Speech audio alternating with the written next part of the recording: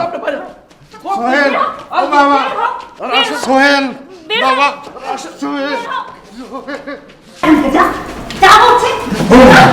বৌমা তুমি আমাকে ধাক্কা দিও না বৌমা, তোমার ধাক্কা আমি সহ্য করতে পারছি না।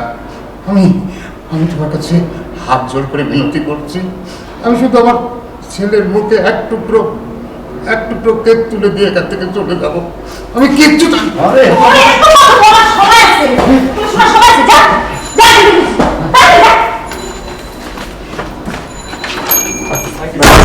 তুমি অতিরিক্ত করতেছো, দরজা সরো বাবা, চলো চলো। কথা বললে তোকে আমি খুন করে ফেলবো, চলো বাবা।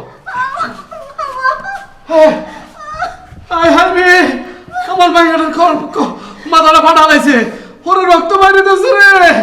ও ডাকাত কি করলে আমার মাসুম বাচ্চাটার মাথাটা ফাটা দিলি, মাথাটা ফাটা দিলি। আমার একটা ভিট করতে হইব। আজকে তোর মাথা ফাটাইছে, অন্যদিন তো তোর মায়েরা বলাইতে পারে।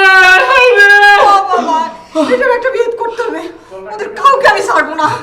যে তোর দেবর না, ও তো দেবর হওয়ার যোগ্য না, ও একটা ডাকাত।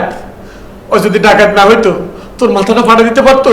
হ্যাঁ শোন মা, জামাই বাবাজি আইলে ইয়ার একটা ভিট করে ছাড়বি, না হলে কোন সময় যে ওই যে তোমার এই অবস্থা কেন? তুমি আসো।